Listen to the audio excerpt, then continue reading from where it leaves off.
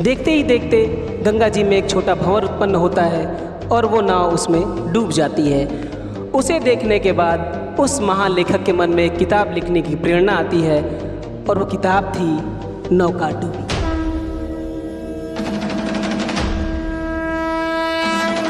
ये तब की बात है जब देश में अंग्रेजी शासन था। उस दौरान एक महान लेखक गाज़ीपुर में जिनका आगमन हुआ और अपने प्रवास के दौरान वो गाज़ीपुर के ताड़ी घाट में गंगा जी के किनारे बैठे हुए थे।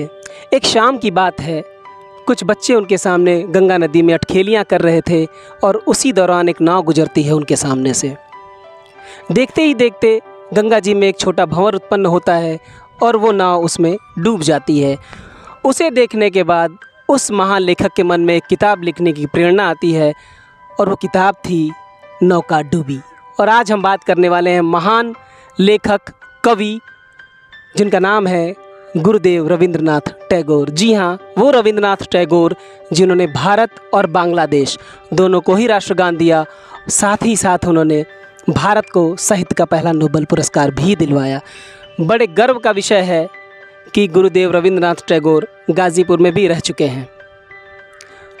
उस दौरान ओपियम फैक्ट्री, जिसे हम आज अफीम फैक्ट्री के नाम से जाना करते हैं, उसमें एक अधिकारी जो कि उनके रिश्तेदार भी थे, गुरुदेव का उन्हीं के घर रहना हुआ और वो रहते थे गाज़ीपुर के गोरा बाज़ार में। गोरा बाज़ार जिसमें गुरुदेव को समर्पित एक मोहल्ला है जिसे आज हम रविंद्रपुरी के नाम से जानते हैं। साथ ही साथ गुरुदेव को समर्पित एक पार्क है जिसमें गुरुदेव की मूर्ति भी लगी है।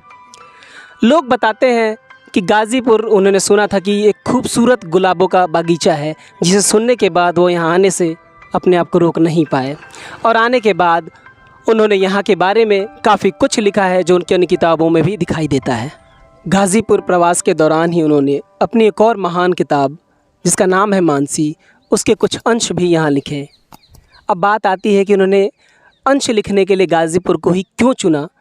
तो बता दें, उन्होंने जो सुना था कि गाज़ीपुर गुलाब के फूलों का बागीचा है, इतना सुरम्य वातावरण, सुकून और शांति, ये सारी चीज़ें उनको यहाँ मिली और गाज़ीपुर में ये खूबसूरत गंगा घाट, जहाँ से उन्हें थोड़ी प्रेरणा मिली और कुछ अंश उन्होंने यहाँ मानसी के भी लिख डाले। और आपको पता होना चाहिए कि जब गुरुदेव पहली बार गाज़ीपुर आए तो वो यहाँ के ताड़ी घाट रेलवे स्टेशन पर ही उतरे थे।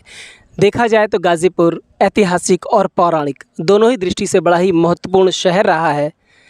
तो दोस्तों, कैसी लगी आपको आज गुरुदेव की कहानी? अगर कहानी अच्छी लगी हो तो लाइक करें, कमेंट करें, शेयर करें और सब्सक्राइब ज़रूर करें।